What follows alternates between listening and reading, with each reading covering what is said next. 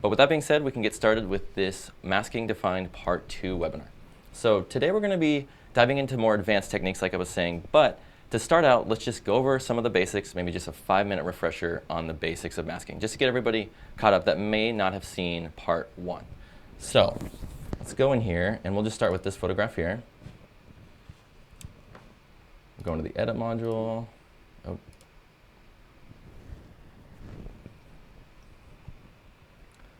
Okay, so to start off with the basics of masking, let's first go into our Local Adjustments tab. So to showcase masking, we're first going to start off with just defining masking. So in Photo RAW, basically masking is taking an adjustment or a layer or a filter, whatever it may be, and you're basically putting it on top of a layer, and you're just using it as a non-destructive mask. You're just putting that mask on top of the photo so that you can see that adjustment applied. But with masking, it's all non-destructive, so you're actually not modifying your original photograph.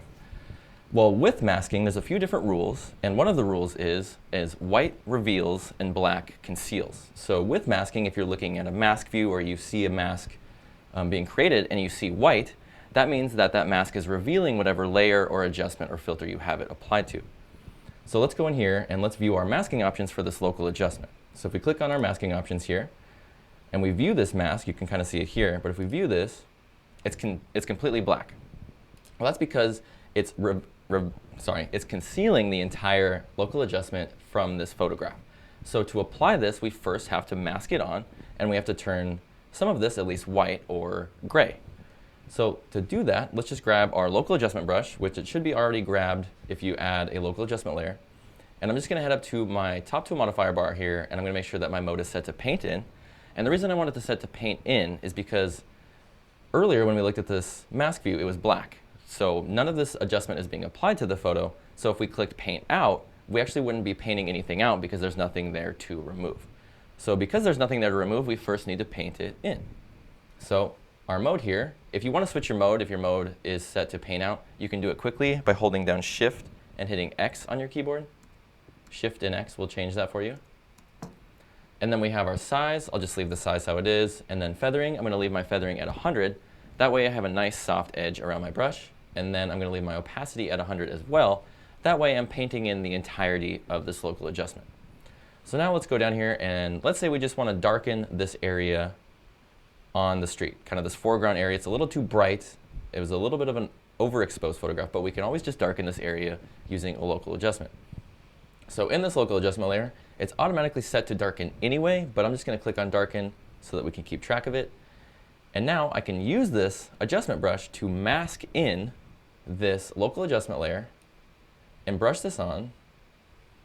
And I can kind of tone down those really bright highlights on this street. And I can lower my brush size and maybe paint this in here and in there.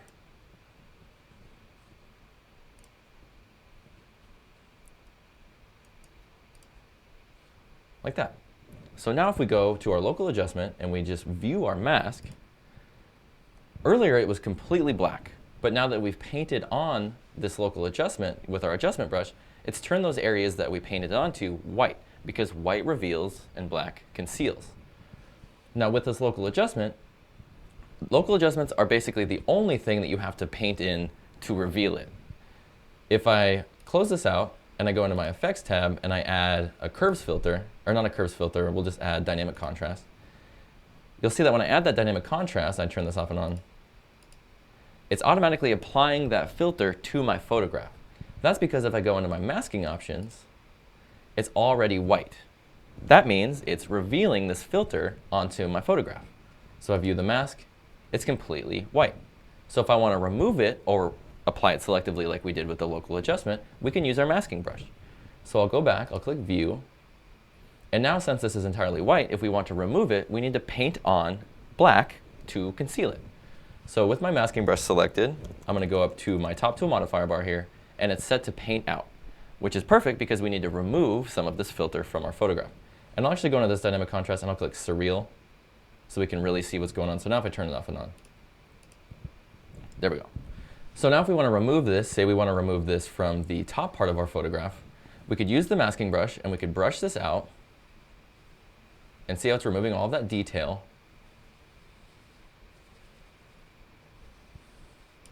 Here, let's just turn this up really high.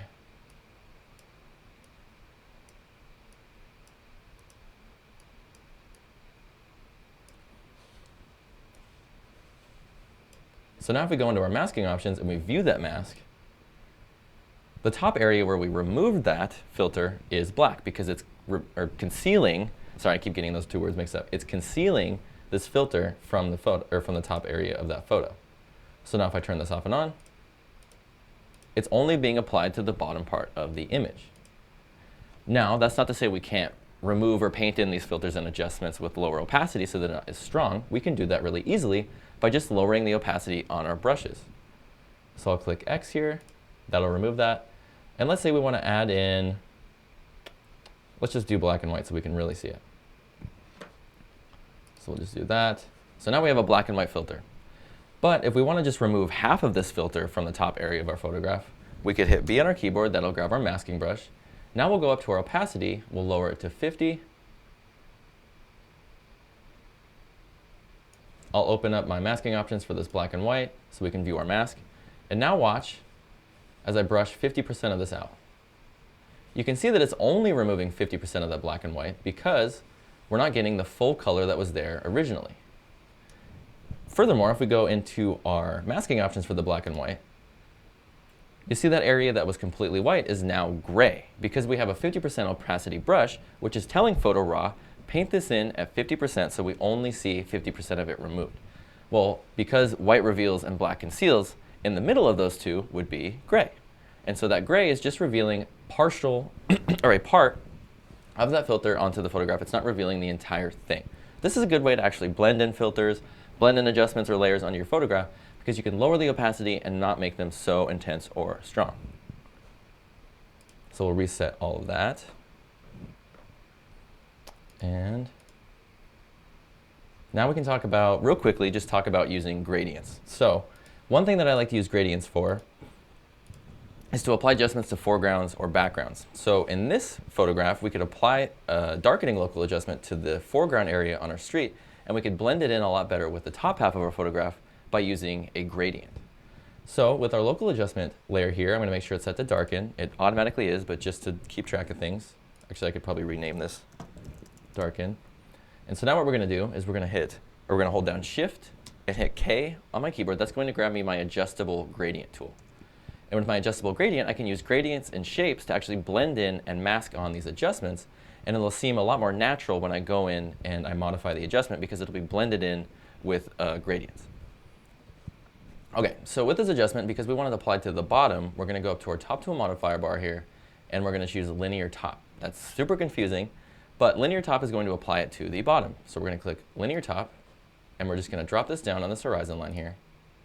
And now you can see that it applied this adjustment on the bottom, and it's blended it in using that gradient. So now if we go over to our local adjustment masking options, and we view the mask, we can see now that this gray area is being blended in with the original photograph, and that the bottom is where it's applied to. So now up here on the top part of our image, it's all protected. And if we pull up on this feathering, we can blend it even more. We can move this gradient around. We can even rotate it. Leave it how it is, and I'll just drag this down. So now if we view this, and we turn this off and on, it's blended in much more naturally, and it looks a lot better than when we brushed it in earlier. And you can do, a ton of things with these local adjustment sliders. You could go in, you could add detail, you could modify color. So using gradients and using local adjustments and filters selectively with masking is a really great way to spruce up your photos in a quick way. Okay, so that's sort of the basics of masking. That was just kind of a quick refresher, and now we can actually jump into kind of the meat of masking and go into color range. So let's start with color range first. I'm just going to turn off all of these adjustments. And I don't think we have any effects. Okay, so using a color range mask. A color range mask is basically a mask that takes a color in Photo RAW and it applies that adjustment or filter entirely to that color. So with a color range mask, you could take specific colors. For example, the reds in this photograph. You could take the reds in this photograph and you could apply specific adjustments to them. You could bring out the color, you could apply detail. So color range masks are a really, really effective tool at targeting specific colors in your image. So to show off the color range mask, let's just add a filter first. And I'm going to add, let's just add dynamic contrast. And we'll click surreal, turn it up really high, just like that. So let's say we only want this color range mask applied to the reds in this photograph so that we can bring out the detail in this tarp right here, or this little sign. To do that, we're just going to go into our masking options here, and we're going to go down to color range. We're going to click on that to enable it. And now we're going to use this color dropper tool here. We're going to click it, and we're just going to drop it on the red. So now in here, if we go and we view our mask, it's pretty intensely strong because it's taking all of these reds and it's trying to find them, and it's giving us a color range of about 40, which is pretty high. So it's showing a lot of the red tones in this photograph. But we can just pull back on this color range slider, and we can target the ones we want really easily. So now we have all of this white, again, white reveals and black conceals. We have all of this white revealed dynamic contrast filter applied to that red area in our shot. So now if we click the view mask option and we toggle out, now if we turn this off and on here, now that red dynamic contrast filter is strictly applied to those tones in this sign right here and nowhere else on our image. So now let's close out of that. And now let's use a local adjustment. Let's say we want to use a local adjustment layer to tone down all of the yellows in this image. So we're going to go over to our local adjustment layer here. And we're just going to double click this to reset it so that the local adjustment is just reset to 0. And we're actually going to go in here and we're going to use a color range mask, and we're going to pick out the yellows first, and then we're going to start making the modifications. So we're going to click color range here. We're going to use our color dropper, and we'll just head up and we'll drop it on this yellow, just like that. And then we can view our mask again and see how it's found all of those different tones of yellow in our photograph.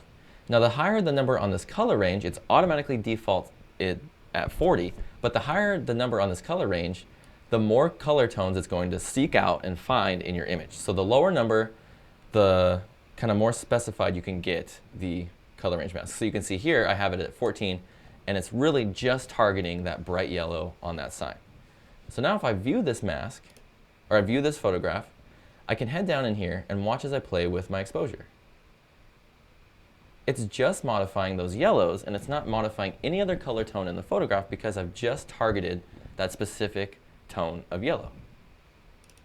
So this is good if you want to, you have a really blue sky in the background, or something needs to be gradually lifted up with exposure. You could use your color dropper, drop it on that area, kind of fine tune where you want that color, and then you could pull up on your exposure or your midtones or your shadows, and you could bring that entire tonal range up in your shot.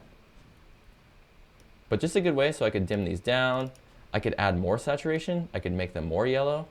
See how that looks like a lot more natural of a yellow color? Whereas if I turn this off, it's a bit dimmed down. So you could easily add vibrance and life to specific areas in your photograph just by using a color range mask.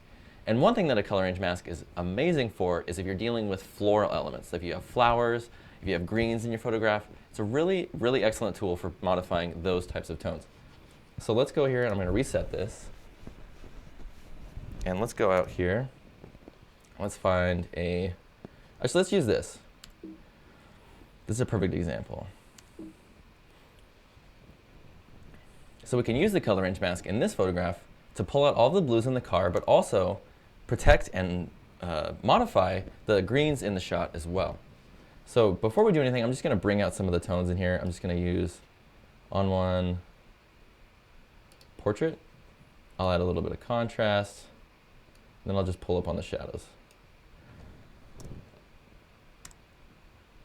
Perfect. Okay. So now let's say we want to modify the blue tones in the car a little bit. Let's say we want to change the shade of them. Well, what we can do is we can use a local adjustment. You could do the same thing with a filter as well. I just like using local adjustments just because they're, I don't know, my personal preference. But you could easily use a filter to do this as well. So I'm going to go into my masking options here. Oh, first I'm going to reset the exposure so it doesn't do anything wonky right off the bat. And then I'm going to click color range.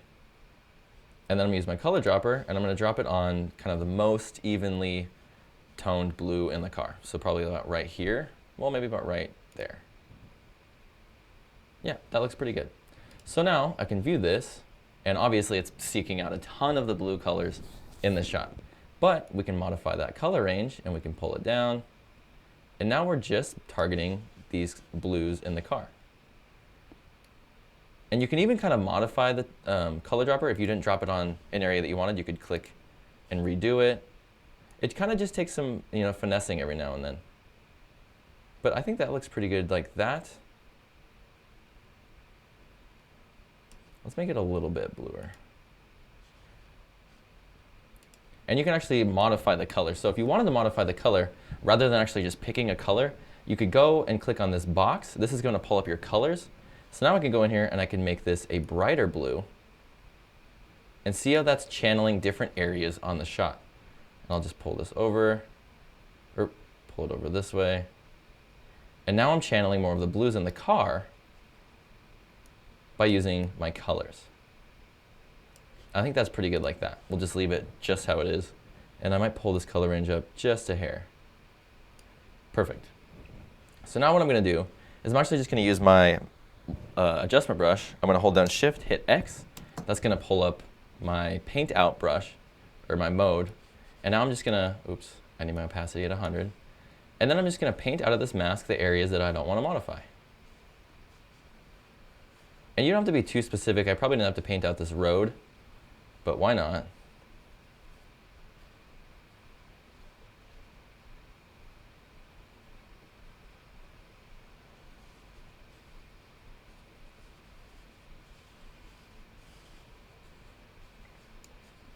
So now if we view this, we can go in here and we can modify different things with the color. We can modify different things with these different tone sliders. So I could pull up on the saturation a bit. Look at how more that immediately looks a lot better than it did before. So if I turn this off and on now, it's a much more richer blue. It fills out the car a bit more. And again, we can always go in and you can view this and you can modify your color range. Oops, too much. Like that. And one thing that you could do is you could actually modify your level slider. Now the level slider is actually a bit more advanced, but you can use it in your color range masks to sort of target different tones in your shot. So the level slider is what we use in the luminosity masks to target different luminosity values. But with this photograph, if we turn this off, we view this, a lot of the colors in this car are pretty dark and maybe more mid-tony than they are highlights. So what we can do is we can go into our view here, and basically the level slider works like your tone curve, where this bottom part is your blacks, this middle area is your midtones, and then we have our highlights. If we pull to the right, we're going to be removing those tones from the mask, and if we pull to the left, we're going to be adding them into the mask. So if I want to remove shadow tones from the mask, I can go over to my level slider and I could pull this to the right, and you notice that it's removing. Well, we can't really see it because I painted it out, but it's removing some shadow tones from my mask here, and now I can actually remove midtones. So notice how I'm removing those midtones from the mask, and it's just targeting those brighter highlight colors on the shot. So now it's bringing back midtones, removing the midtones. So now I can target these tones in the car a lot better by using this level slider, probably about right there, and then I can mask out these other areas real quickly. So now if I view this, and now that I've modified that color, it's covering the car a lot better, and it gives it a little bit more even spread around those tones, so I'm not actually getting that kind of frayed edge of adjustments that you get when you're modifying masks. And one thing you could always do is if you're viewing your mask and it's a little too sharp around the edges, is you could go up and you can pull down this feathering slider. And the feathering is basically just going to soften the edges of your mask. So if I want to soften it, I could just soften it up a little bit, maybe right there. And now it won't have so many jagged little harsh edges, especially if you're modifying exposure or something like that, because you can get, I'll show you. So if we pull up on our exposure here, and we don't have any feathering, you can see that we get these little jagged edges. That's where the mask edge is at, and that's where it's basically feathering it from the levels, and it's also feathering it from this color range. So we're taking two modifiers, and that's why we get this sort of sharp, jaggedy edge around the mask, is because we're modifying the mask so much that it's having a tough time kind of making it blend and make it natural. So to make it natural, you can always just pull up on this feathering like that, and automatically it looks like a better mask.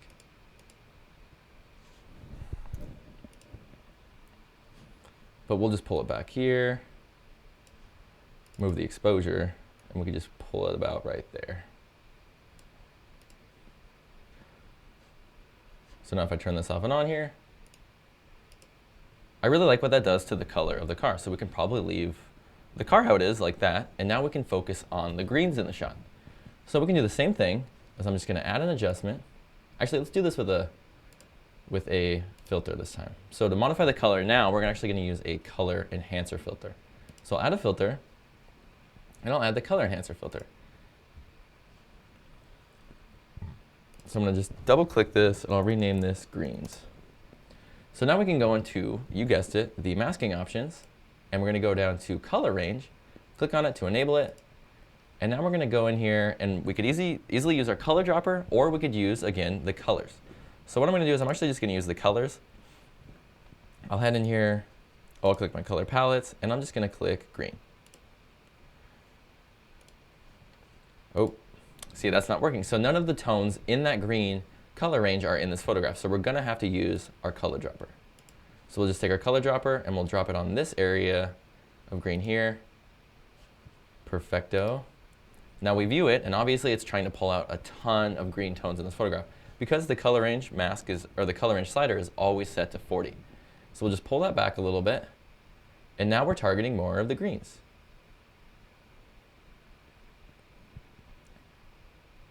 Just like that. Perfect. And once again, we could use the level slider to kind of pinpoint the tonal ranges we want.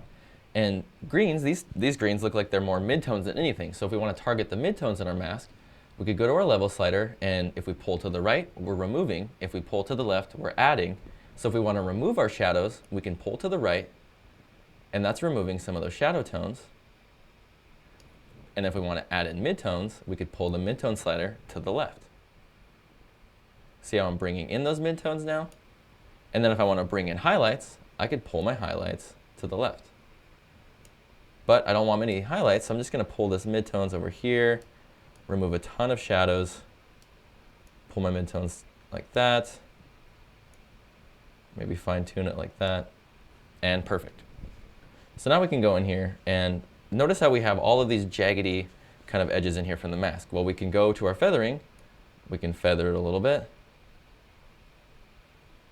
like that, because it doesn't have to be exact. We're basically just going to be modifying the color saturation. So now if we view this, if we go over here, we can pull up on the oops, these are our color range. So we can pull up on the saturation in our color and see how I'm modifying those colors in the greens, and it's not modifying anything else in the shot.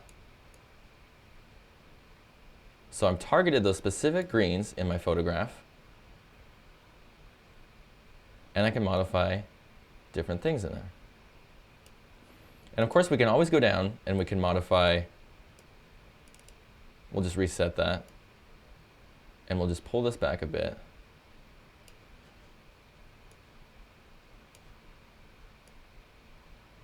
Yeah, let's set it there, and then I'll just remove shadows again.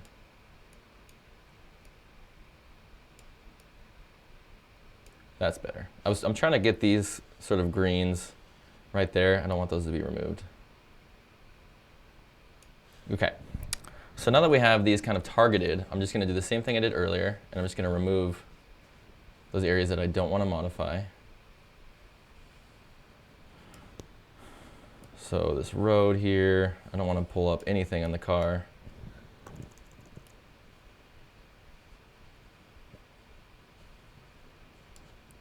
And that should be good. So now if we view this, I can, modify these sliders more. But I think I'm just going to pull up on the saturation a bit, and I'm going to pull right on the temperature to make them a little bit warmer. And I think that looks pretty good like that.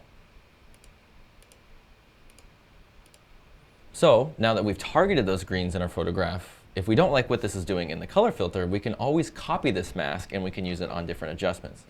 So if I want to modify the tones in the shot, not the color saturation, I can copy this mask right here. I'll add a filter. We'll add a curves filter. I'll go into my masking options. I'll paste this mask. So now if I view this, it's taking that exact same mask as before, and it's pasted it on there. And so now we can modify the same tones in green, but now we can do it with this curves filter. So if I want to modify, the brightness of them, I can give them a little bit more life. I can kind of fade them, so you can deal with different tones in your shot using that color range mask. So now if I hit the \K on my keyboard, and we haven't even really modified too much of the tone and color, we've just kind of gone in and modified specific colors in the blue and in the green, but just in a few minutes using different masks, we've brought out the life in specific tones in the shot really quickly and really easily. And then if let's say you wanted to do the same thing to the sky area, you could add a local adjustment layer. You could add an adjustment. You could use your color range mask, and you could drop it onto the sky tones. I think it's going to let me.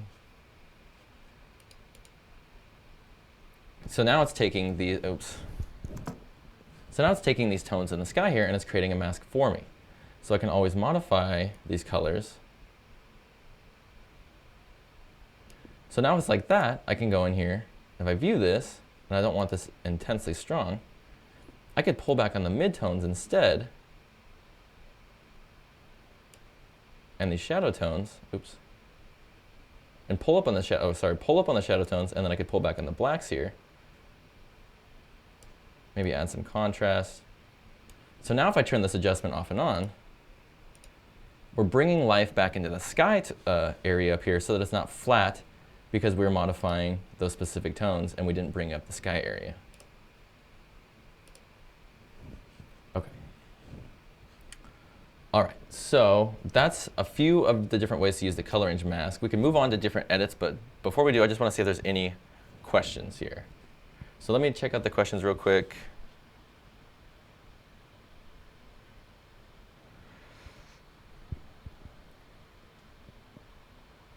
So Edward asks, is there a way to add a mask by selecting a second color range?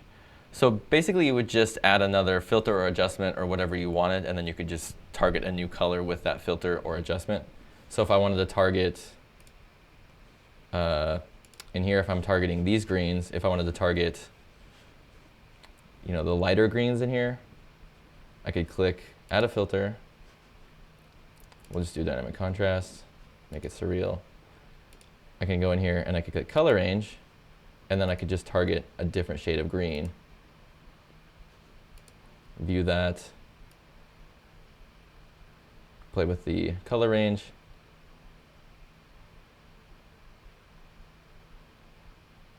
And now I'm dealing with a darker shade of green in here.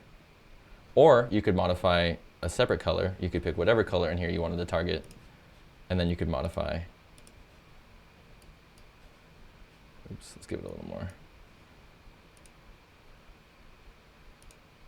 But now we're applying detail really quickly just to those green areas. All right, so any more questions? And then we can move on to another color range. Actually, we can move on to luminosity. That's about 1:30. All right, so let's move on to luminosity masking.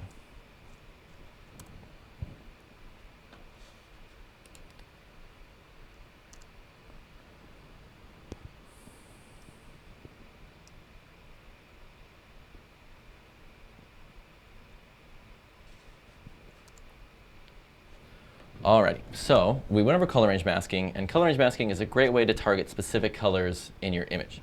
Well, with luminosity masking, you're targeting specific luminance tones. Basically, you're targeting certain brightnesses and darknesses in your image.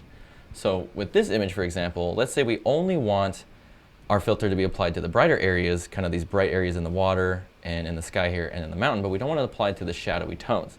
Well, we can use a luminosity mask to do that. So we'll go in here and we'll add a filter, and I'll add a glow filter. It's one of my all-time favorite filters when dealing with water, and I'm just going to use this Charge More Subtle. I really like what that does to the shot, but I don't like what it does to the entirety of the photograph. So if I turn this off and on, I don't think it looks that great on the entire shot. I think it's kind of dimming down these trees, but I like what it does to the mountain right here, and I really like what it does in here to the water. So let's use a luminosity mask, and we can protect these darker areas and strictly apply it to the lighter tones. So we'll go into our masking options here, and to create a luminosity mask, it's incredibly easy. Just click on Lumen. So if I click on Lumen here, and I view this, now it's automatically in white, showing me the brighter areas in my photo, and in the darker tones, the blacks and the grays, that's the midtones and shadow tones in my image. So if I go back and I view this, and I turn this off and on, you can see it's pretty much only applied to the brighter tones. It's a little bit subtle, but it's only applied to those brighter tones in the shot. Well, we can target them even more, by using our level slider. And again, the level slider just works similarly to your curves filter in the sense that you have three kind of separated tones. You have your shadows, your midtones, and your highlights.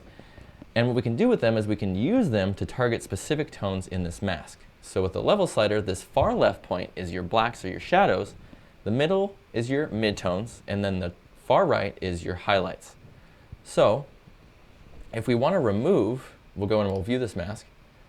If we want to remove the shadow tones from this mask, meaning we're removing this filter from being applied to the shadow tones, we're going to need to pull right on our shadow tones in our level slider. So if we pull right, you can see it's removing those shadow tones from the scene. We're basically taking these shadowy tones on this level slider, and by pulling right, we're removing them, and that's going to make the midtones and the highlights more prominent. In the level slider, you can also add them in by pulling them to the left. So if you're pulling them to the right, you're removing. Pulling them to the left, you will be adding. So if I want to add in midtones, most of these areas that I want to keep are midtones, I can pull this to the left, and it will incorporate more of those midtones into my shot, or into the mask of the shot. Also, you can do the same thing with highlights. So if you want to incorporate more highlights, I can pull this to the right, and you see it's bringing in all of those highlights, and it's flooding the mask with those highlights. But it's also in here protecting all of these shadowy tones really, really well. Obviously, that's a little too intense. We can pull this over here, and we'll probably actually pull this to the right. That's better, because we really only want to target this area and our mountain for the glow filter. So we'll pull this to the left. That looks good like that. Maybe pull this to the left a little bit as well. And with this one, we're actually going to go in and we are going to feather it a little bit. Maybe I'm going to pull that to the left a little more. Just feather it just a hair, just so we have nice soft edges. Just like that. So now if I view this, and I turn this glow filter off and on, it's really subtle, but if we zoom into the mountain here, I really love what it does to the mountain. Just take a look at the mountain if I turn this off and on. Off, on. It just gives it that warm glow, like you're literally sitting there and seeing it in person. Gives it that nice soft glow that you kind of see in the morning on sunrises. And in the water here, it does a good job of just kind of brightening this area up a little bit. And you could always go in and you can modify your level slider even more, and you could bring in more midtones like that. So now if I view this, it's a lot stronger on this area, but you can see in here, there's kind of this harsh line right there. And you can see that that is from this area on the water. So we can feather it even more.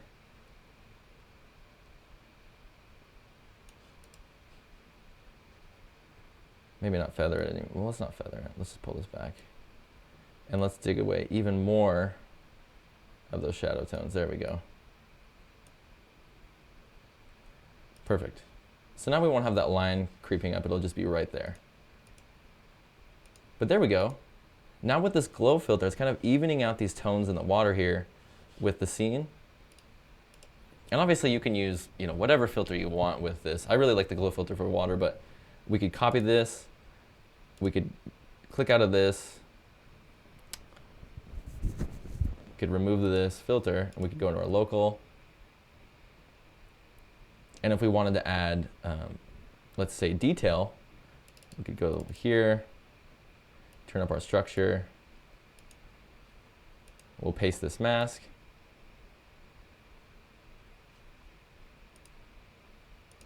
That's not really doing anything. We're going to do it with dynamic contrast instead.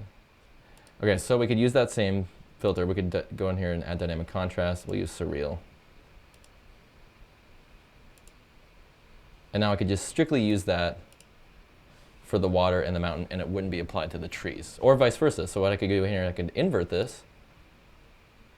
So now, if I view this, it's the exact opposite of what it was. Now we're protecting these areas on the mountain and these softer areas in the water, and we're strictly applying it to these trees. So we could use this. I could pull back on my feathering a bit, and I'll remove even more, or I'll add in even more of these shadowy tones. And I'll remove my midtones.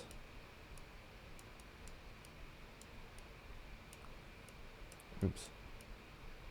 There we go. So now if I turn this off and on here, see how that's just applying detail to these logs and these trees in here? Actually, it's applying it really nicely, I think, to those other areas on our shot that we were actually trying to make adjustments to. So that's another great tool, is just inverting the mask. We didn't go over that in this episode. We went over it in part 1. Basically, inverting is you're just taking your mask and you're flipping it. So it's going to be the opposite of whatever you're looking at before. Really great way to target, for example, darker tones like trees or something in your photograph that may be a little bit tricky to mask onto.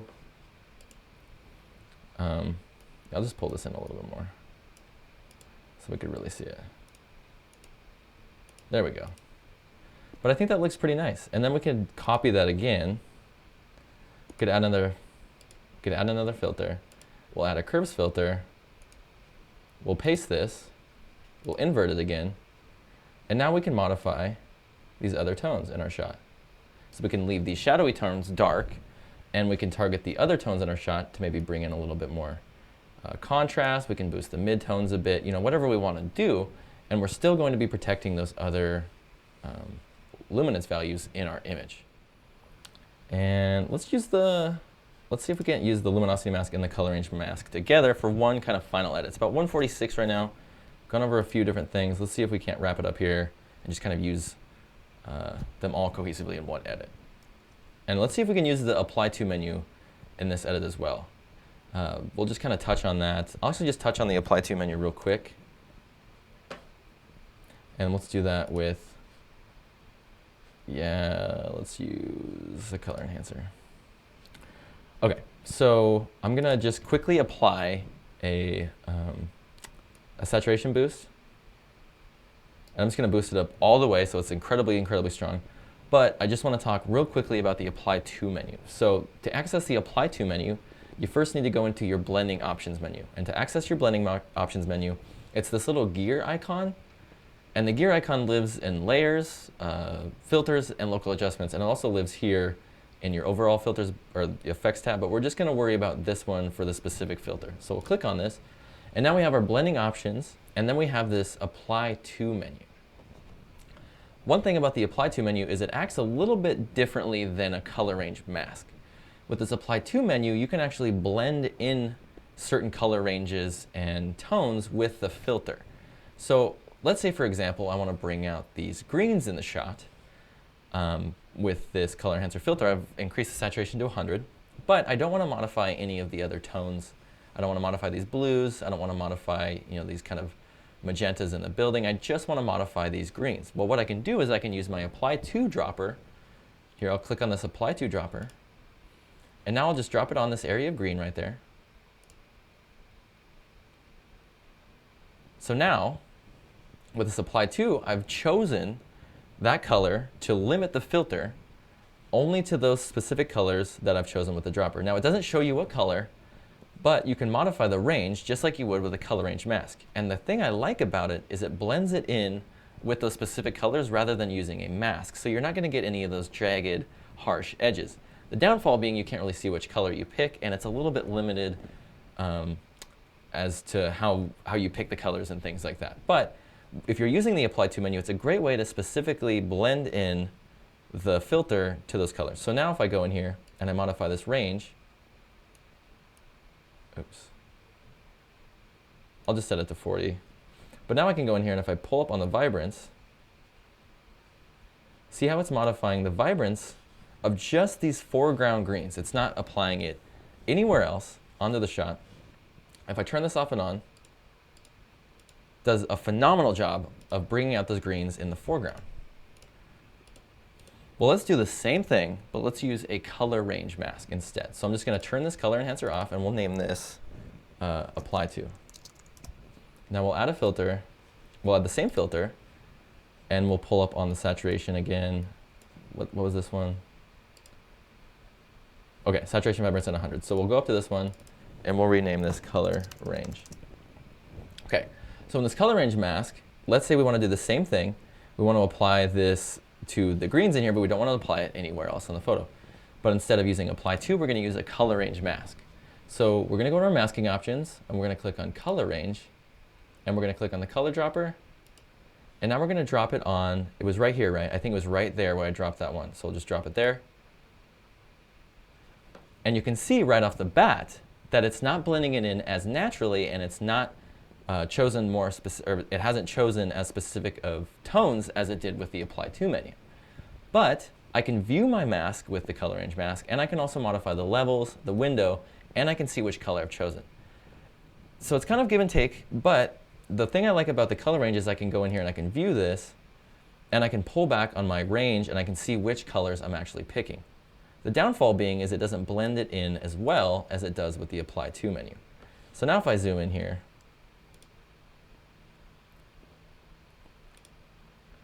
like that, and I turn this off and on, it does a good job of blending it in. But now if I turn this off and I turn this on, it blends it in so much better. If I turn this off and I turn this on, you can see it doesn't even apply it to these little green areas in here. It just completely excludes them from the adjustment. So Apply To, color range.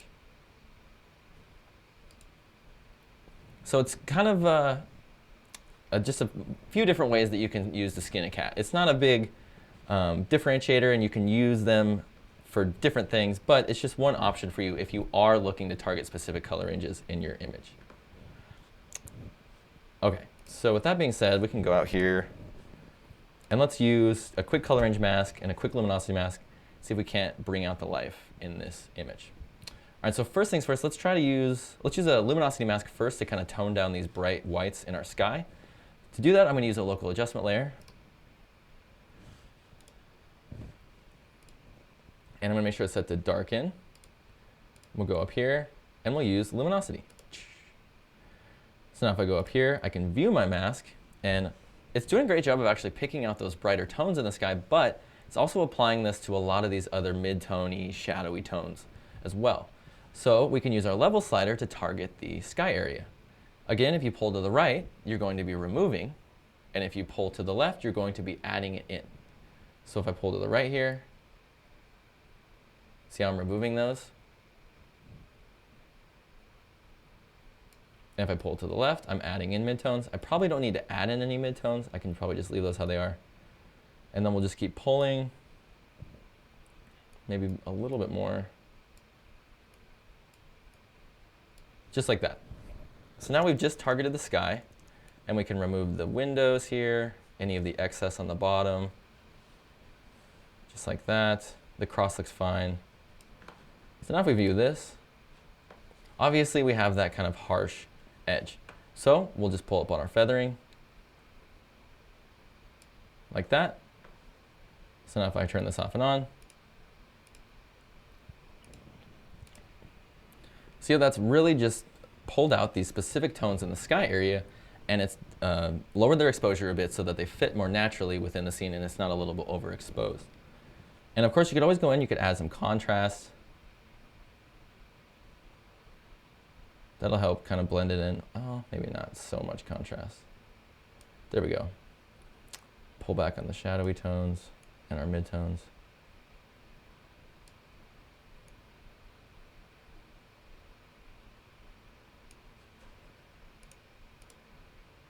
Perfect. So we've used the Luminosity Mask to pull out the tones in our sky. Now let's use a color range mask, and we can bring in a little bit of detail into the foreground area here, and also this area. Actually, we'll use a Luminosity Mask for our barn, but let's use a color range mask for our foreground. So we're going to go into the Effects tab here. I'll add a filter, and we'll do the same thing we did, but we'll actually use the Apply To menu. So I'm going to use a color enhancer filter. We'll pull up on the saturation. I can always lower the opacity, so I'm just going to pull it up to 100. Then I'll click on my gear icon. That'll go to my masking or my blending options. Now I'll click on this dropper, and we'll find an area of green. I can modify the range a little bit. I'll pull it up quite a bit, actually. Now if I turn this off and on, done an awesome job just finding those greens in here. So I'll lower the opacity just a bit so it's not so intense. Maybe right there.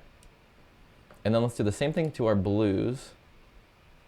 But this time, let's use a color range mask. So I'll use color enhancer, click in here, enable the color range, dropper, blue, oops.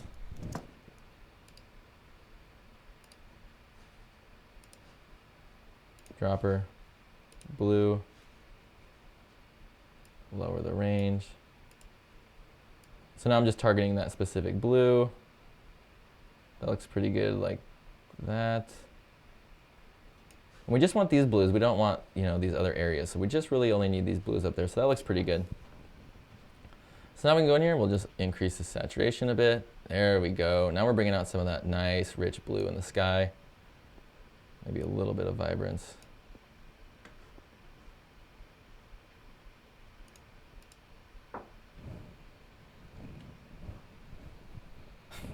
And so now, now that we've raised the blues up, I can go in here and we can actually add a filter. And I'm just going to use a Luminosity Mask, and we can actually add some detail onto this barn. So I'm just going to use a dynamic contrast filter. We'll go in here, we'll use luminosity.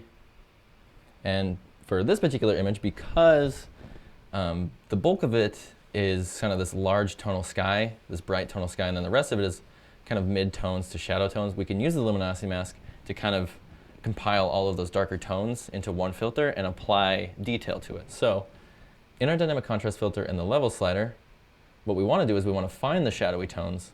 So we're going to view this, and we're going to remove our midtones. Oops, I'm sorry, I'm getting ahead of myself. I need to invert this mask.